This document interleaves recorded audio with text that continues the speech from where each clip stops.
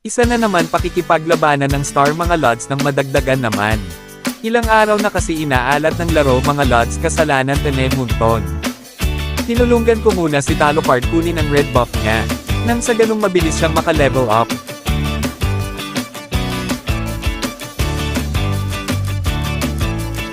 Kaso tong si Kerry bakbakan kagad ang gusto. Takbuhin naman pala tower hag pa.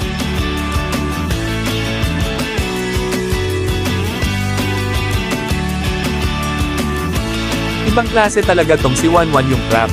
Sinayawan. Tapos tong si Kerry biglang sumulpot sa aking harapan. Ayan tuloy matutulog ka ng walang higaan.